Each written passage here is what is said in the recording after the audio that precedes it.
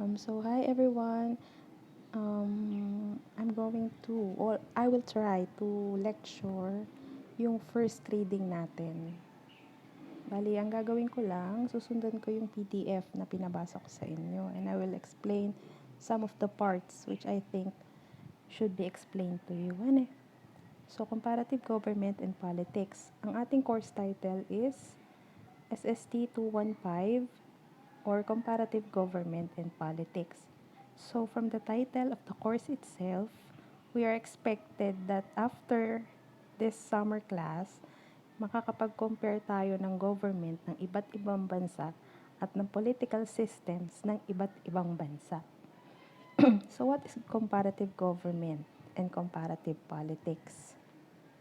So magkaiba yon. Ang sabi dito, yung ibang tao, ginagamit nila loosely and interchangeably. So pinagpapalit daw ng ibang tao yung terms na comparative government and comparative politics. Pero magkaiba sila. So anong pinagkaiba? Mas malawak yung comparative politics kumpara sa comparative government. Kasi yung comparative politics involves non-state politics. Whereas yung comparative government, ang pinag-aaralan lang ay kung halimbawa, Judicial Department ng Pilipinas sa Judicial Department ng Amerika. So, mas broader ang comparative politics as compared to comparative government. Pero, yung comparative government, pumapasok siya under comparative politics. Kasi pag pinag-usapan natin ng politics, ibig sabihin, there is, or among two countries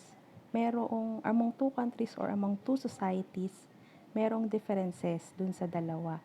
And in order for them to come up with a solution or with an agreement, that is politics. Yun yung politics na term. Next.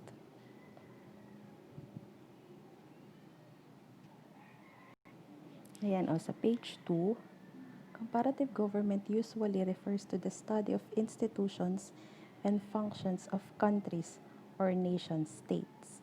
So, ibig sabihin, sa comparative government, there is the existence already of nation-states, more on the legal side. May state na nag-exist before we compare. Whereas, sa comparative politics, mas malawak ang pinag-uusapan kasi hindi lang yung states ang pinag-uusapan, kundi pwedeng communities, associations, unions, and tribes. So next, sa page 3, meron daw aspects ang comparative government, vertical and horizontal comparison. Pag vertical, ang pinagko-compare natin ay comparative study of the state vis-a-vis other associations and groups that have their political character and cast their impact upon the functioning of a political system. So, pag sinabing vertical, patayo. From pwedeng downward or pwedeng upward ang comparison. Pag downward, halimbawa, sa Supreme Court, pababa hanggang sa Court of Appeals, pababa hanggang Regional Trial Courts, pababa hanggang Municipal Trial Courts. Pag naman horizontal, comparison, comparative study of the state vis-a-vis other national governments. Pag sinabing horizontal or within the horizon, pantay-pantay ang pagkukumparahin mo.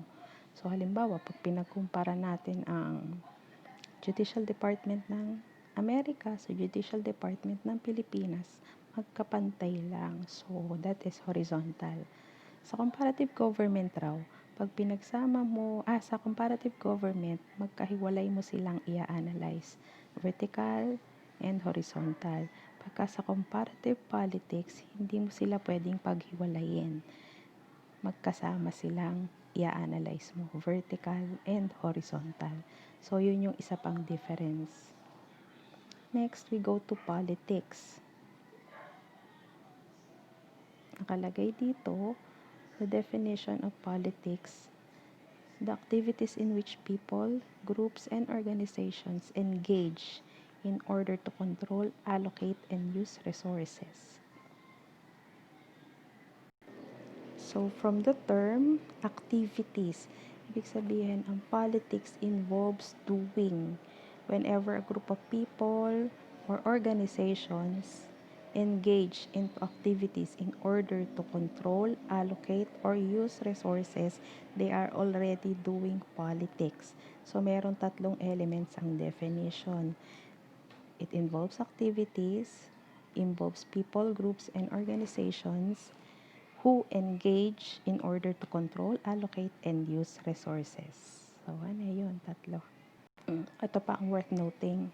What is common to both senses is the use of power in society to achieve one's personal and or group political interests. Politics is therefore associated with power and authority in society. So, pag sinabing politics, when you hear the term politics, it is always associated with the term power and the term authority. Power and authority will be discussed in the succeeding pages. So we go to state. What is the definition of state? State may be defined as normative or descriptive.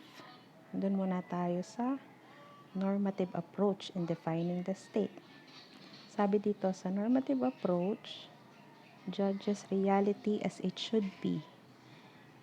It usually judges a society, a social reality or phenomenon using a fixed set of norms or ideal standards.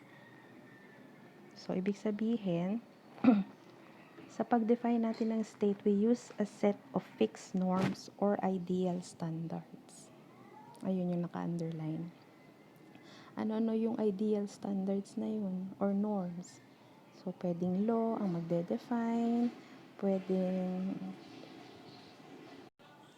norms as long as that norms is fixed. Gaya daw dito, lawyers define the state as having 4 elements. Kailangan yung 4 elements na yun ay present in order for a certain place to be called a state. Kailangan may people, may territory, may government, and may sovereignty. Pag nawala yung isa sa 4 na yan, hindi siya mako-consider na state as far as the normative approach is concerned. Pagdating naman sa more social or social anthropological approach or the descriptive definition of state,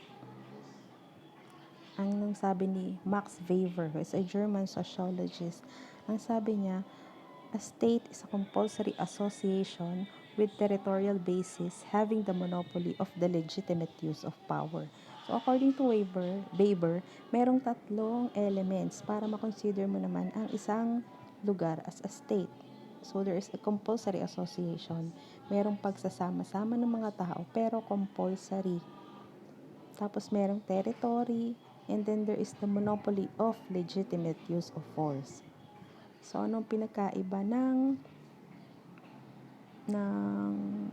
normative sa descriptive approach? Dito sa descriptive, nawala yung sovereignty. Kasi itong compulsory association can be equated into people dun sa normative approach. And then, yun namang territorial basis can be equated into territory sa normative approach. And then, itong having the monopoly of the legitimate use of force, it can be equated to government. Anong nawala? Sovereignty. And what is sovereignty? So, sovereignty, it is the ability of the state to decide on their own laws, decide kung paano nila mapapalakad ang kanilang state without the influence of other states. So, may freedom sila to choose on how they will run their own state. And now we dig deeper into the normative approach in defining a state. Sabi dito, according to De Leon is an author, Filipino author. A state is a community of persons, more or less numerous, permanently occupying a definite portion of territory, having a government of their own, to which the great body of inhabitants render obedience and enjoining freedom from external control. So, kung lilimiin raw natin o hihimayin natin yung definition, papasok dyan yung 4 elements of the state. Community of persons, more or less numerous, refer to people. Permanently occupying a definite portion of territory, refer to the territory. Having a government. And then, on their own, to which the great body of inhabitants render habitual obedience and enjoying freedom from external control, refer to sovereignty. Then next. Ano daw ang ibig sabihin ng persons dun sa definition ng state? Persons in the juridical or legal parlance has specific meaning. A person can either be natural or artificial. So, makaklasify natin ang person in the definition of state as natural or artificial.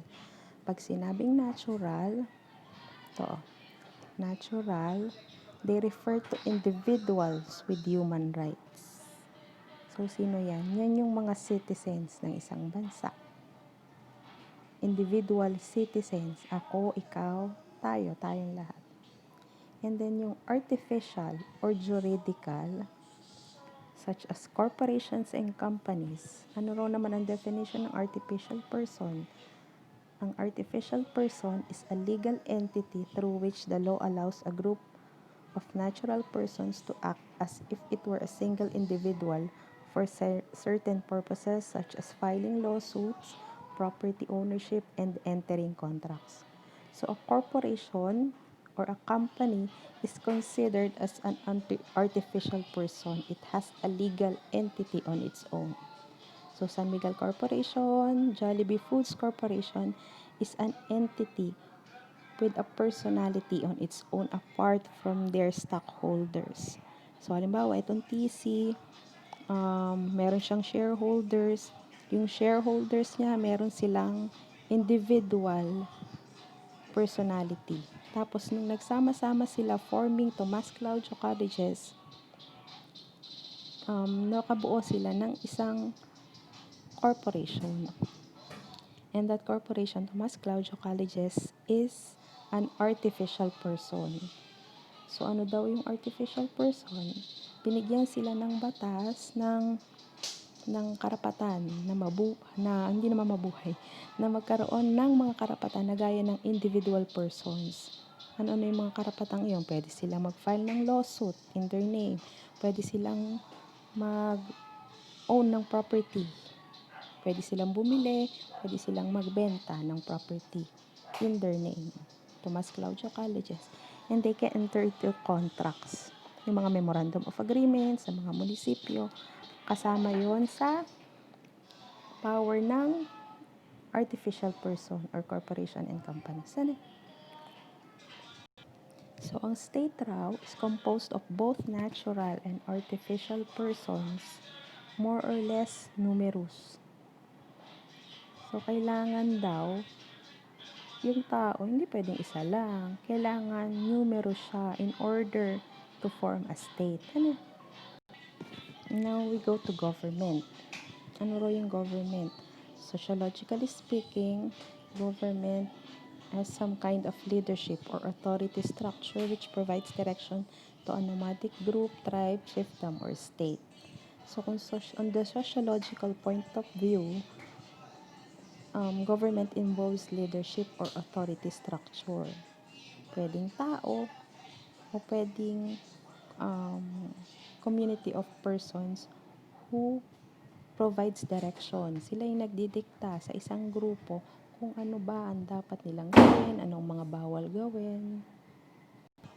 But when we talk of government as an element of the state, dun sa definition natin ng state na may 4 na elements, Government can be defined as totality of authorities which rule a society by prescribing and carrying out fundamental rules which regulate the freedom of its members.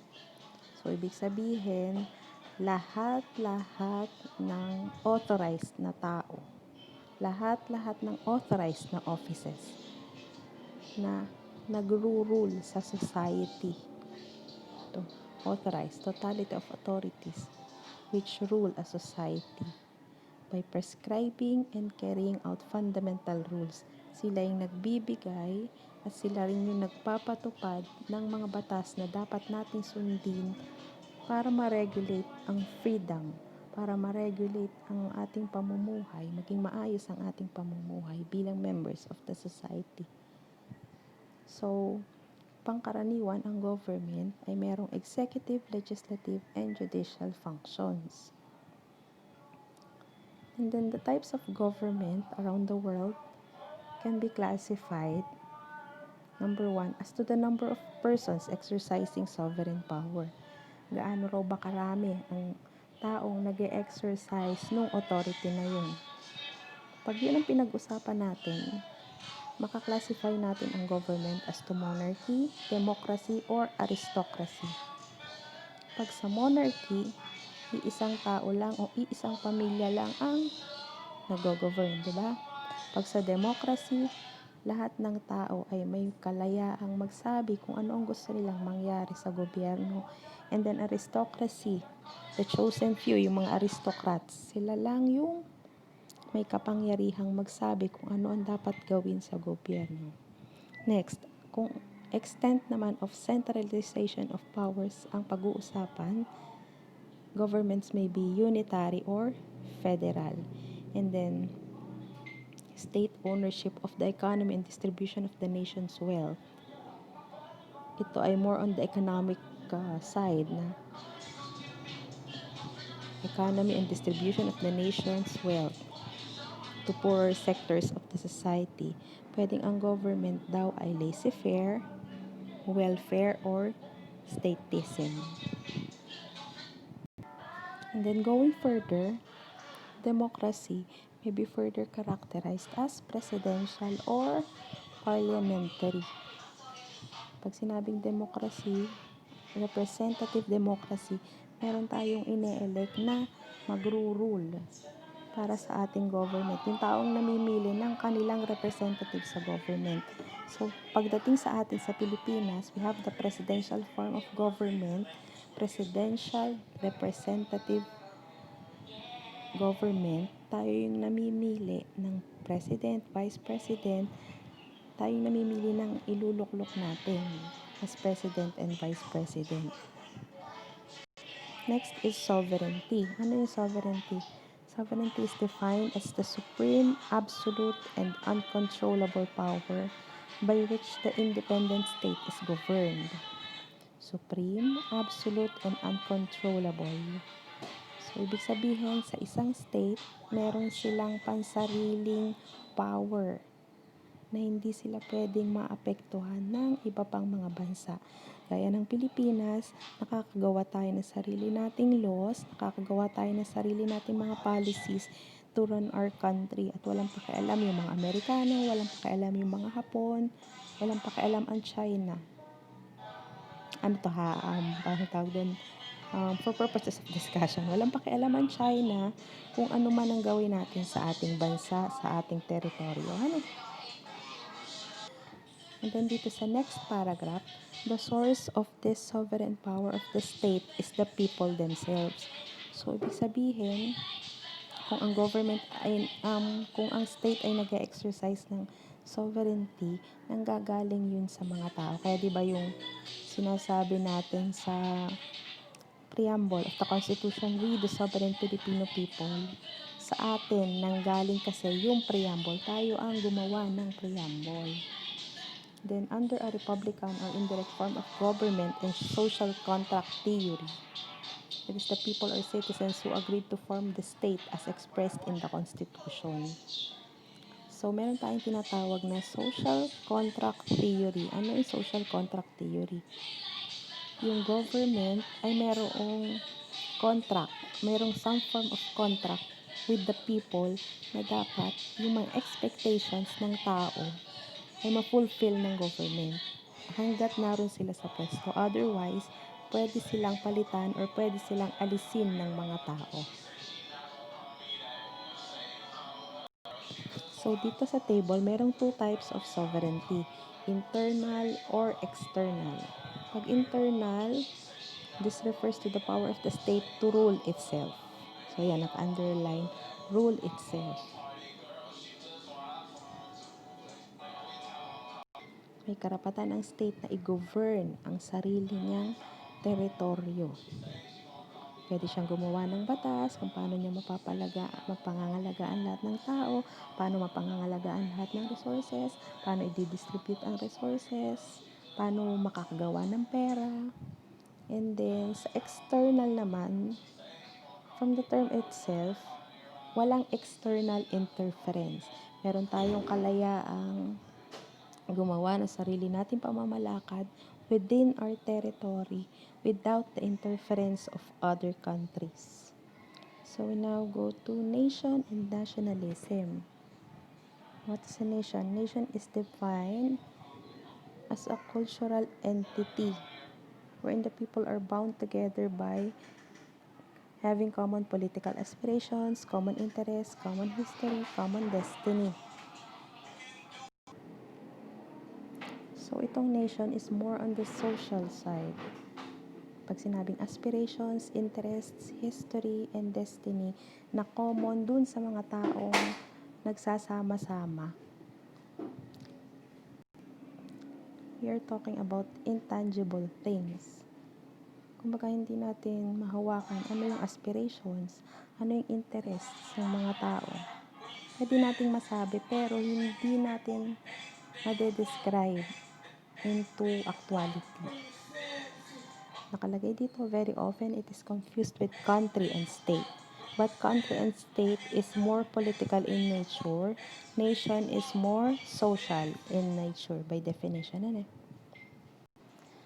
So, ano-ano yung mga famous na group of people who consider themselves as a nation? The Jews, the Kurds, the Lebanese, and those from Cyprus. They may be considered as a nation.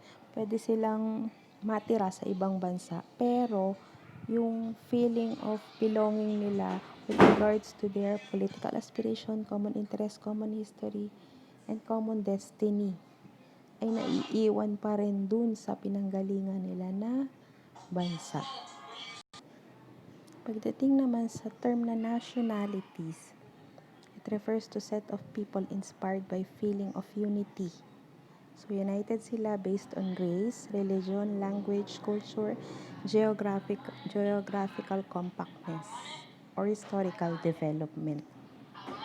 So, itong nationality is more tangible or mas specific kaysa sa concept of nation. Kasi yung nation ay aspirations, interests, history, and destiny. Dito, sa nationality, mas makaklasify mo na yung mga tao based on their race, kung black or white, based on their religion, Roman Catholic, Iglesia ni Cristo, based on their language, Tagalog, Bisaya, Bicolano, yan yung mga ganun. And then nationalism as a concept is more of a feeling. It refers to an individual's attachment to his nation. So, pwedeng you belong to a nation, pero yung nationalism mo, hindi hinog, or wala kang nationalism at all.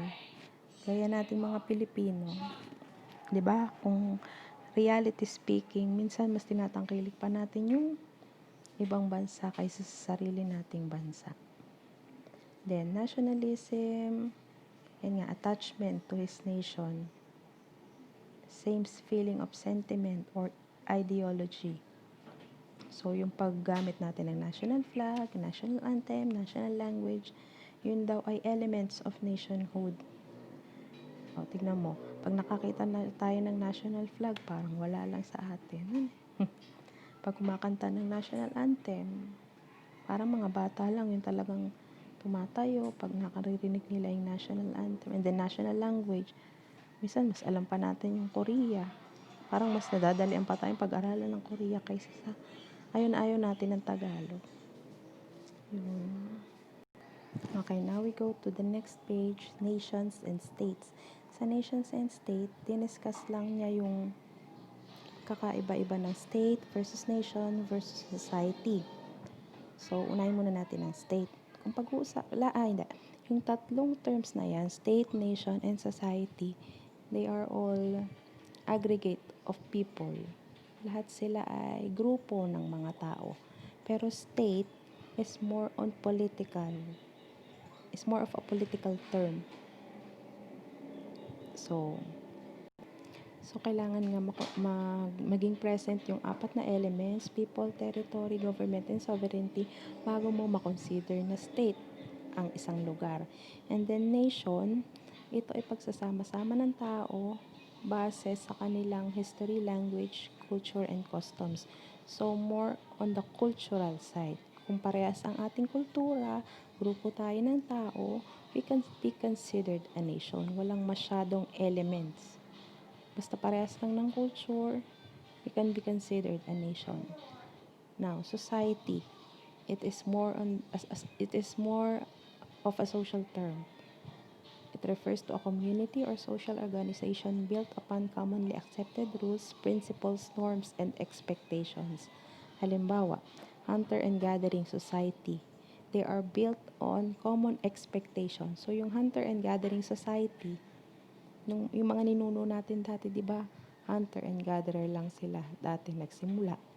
Nagugrupo-grupo sila in order for them to gather food, in order for them to hunt for food. Magkakasama sila as a group para meron silang makain. Yun yung expectation nila as a group. So, meron silang sariling norms, meron silang sariling rules. Nung nagsama-sama sila in order for them to survive. Yun ang society, more on social, nation is more on cultural, and state is more on political. Next, societies may be distinguished from one another in various ways. Like for example daw, socio-economic distinction. Social and economic. Pag yun ang pinag-usapan, societies can be considered as rural or agrarian, versus urban or industrial, or they may be considered as hunter-gatherer societies. Next, by psychosocial distinctions, societies may be warlike, peaceful, secular, or religious societies. So, ito yung definition pa na distinction pa ng society, state, and nation. Tingnan nyo. Yung isang tao raw, pwede siyang makonsider as member of a society. He may be also considered as a member of the state, and he may be also considered a member of the nation at the same time. Tao yan, Ito mukha lang siyang hindi tao, pero tao yan. Okay. A person can be considered as a member of the society. He may be considered as a farmer. He may be considered as a teacher living in a rural community. So, itong Rizal, considered as a rural community. Ako is considered as a teacher in a rural community. Now, ako at the same time is a Filipino. We have the same cultural background as that from a person in Mindanao, a person in Visayas. Parehas kami. So, parehas tayong Filipino. And then sa state, I can be considered as a member of the state based on my citizenship. I am a citizen of the Philippines dahil pinanganak ako dito sa Pilipinas at ang mga magulang ko ay Pilipino. But we also have to take note na dito sa Pilipinas, ang pinangahawakan natin ay kung sino ang mga magulang natin para makonsider tayo as a citizen of the Philippines. Kailangan isa sa mga magulang natin ay Pilipino or parehas sa mga magulang natin ay Filipino. So, we go to power. What is power? Power is frequently defined by political scientists as the ability to influence the behavior of others with or without resistance. So, naka-underline, ability to influence the behavior of others with or without resistance. Yung may kakayahan raw tayong maimpluwensyahan ang paggalaw ng ibang tao. Meron man o walang resistance. So, yung government natin influences our behavior. So, halimbawa, pag may curfew, sumusunod tayo. Pero, pag hindi tayo sumunod sa curfew, with resistance, hindi tayo sumunod ano mangyayari naman sa atin? Nagkakaroon tayo ng kaparusahan. So, nitong may ECQ, bawal lumabas. Kung halimbawa, bawal lumabas yung mga bata. Di ba may age limit kung sino lang yung pwedeng lumabas. Yung mga pinagbabawal na lumabas at lumabas sila, that can be considered as with resistance. At pag naman hindi ka sumunod dun sa influence nila, anong mangyayari? Mapaparusahan tayo. Kaya nga't meron tayong batas. Ano? So, with the term power comes the term authority. Pag daw yung power ay legitimate, that can be considered as authority. What do you mean by legitimate? Nararapat. Elected by the people. So, yung power na ina-exercise ng president, that is legitimate power. So, nung nagkaroon ng emergency powers ang president, tapos, di ba, sinabi niya na Luzon will be under enhanced community quarantine. That is exercise of power. And that exercise of power is legitimate in nature. Pag legitimate in nature ang exercise of power, that is called authority. So, power may vary in strength. Pwede raw equal or unequal, pwedeng stable, or subject to periodic change. Power may also come from different sources. Kung saan nanggagaling yung power. So, pwedeng galing sa social class, which is usually material wealth ang nagdidictate. O kaya resource currency, money, property, or food. And then, charisma. Ito yung mga charismatic leaders. Dito papasok yung power exercised by religious leaders over their members. And then, ascribe power, yung minana mo lang. Hindi sa'yo mismo bilang tao nang galing, minana mo lang siya. So, yung mga hari na pinapamana yung trono nila sa kanilang mga prinsipe, after their death, dito papasok yan. And then, social influence of tradition. So, dito din papasok again yung sa monarchy. Minamana lang nung mga anak yung power ng kanilang mga magulang. And then, there are tactics to acquire power, which include bullying, collaboration, complaining, criticizing, etc., etc. Okay, we now go to authority on page 12. Authority refers to the use of power that is seen as legitimate or socially approved and recognized. Yung sa previous, na-discuss natin itong bandang una, authority is legitimate power. So, ito yung prescribed by the people or the members of the group. Ito yung binibigay nila dun sa kanilang leader para i-govern sila. Yun yung authority. Now, authority, according to Max Weber, can be categorized into three. So, there are three types of authority: rational legal authority, traditional authority, and charismatic authority. Sa rational legal authority, saan nanggagaling yung authority ng leader? Nanggagaling sa formal rules and established laws. Ayan. So, dito papasok yung authority ng President of the Philippines sa pag-exercise ng kanyang executive power.